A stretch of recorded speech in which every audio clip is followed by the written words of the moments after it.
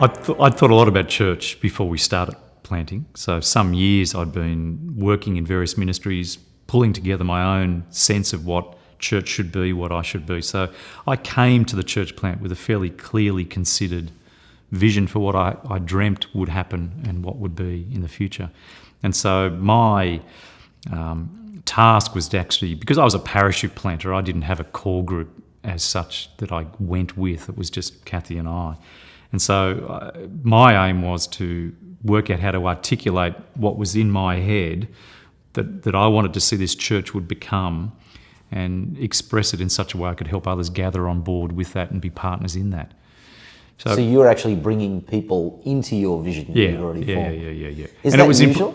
Well, it was an important task because the kind of church I saw us being was largely a church that no one wanted to have. It was interesting. So, and that was a particular context and so on that I was in. I wanted to be a word-centric church, a passionate and humble before the word, reformed evangelical, but deeply concerned to grow by evangelism. So these are kind of core values that I brought and a vision that I could see for the church. And I don't think lots of people joined us wanting it to be the local suburban gathering of friends, really, and I wasn't interested in that.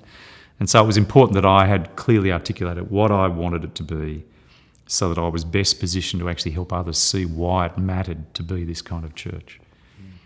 What about the growth of vision? Does the vision just get set in concrete, or does a church adapt its vision as it goes on? You've been going on a number of years now. Have you had to adapt the vision? I don't think I'd call it adapt. I think there's always the possibility that the vision you have when you start is not adequate.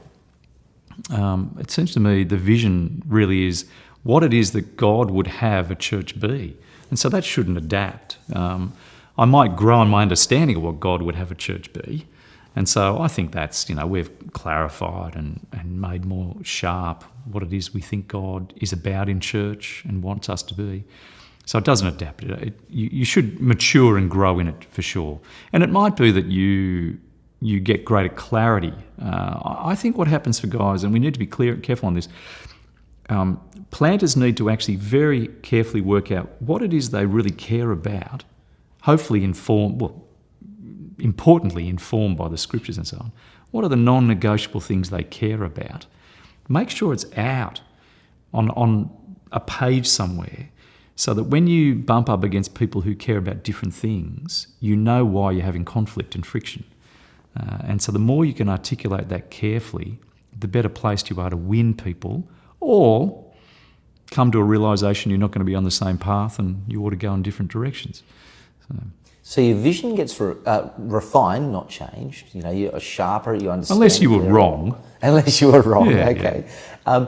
Your application of that vision, I guess that must change as you think through year by year. Yeah, well, people, in the formal expression of it, your vision doesn't change, your mission might.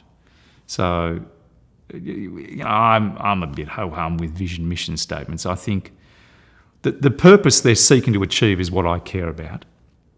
And I think the purpose of a vision statement is that it forces me to articulate what I want to see as the outcome of all my work.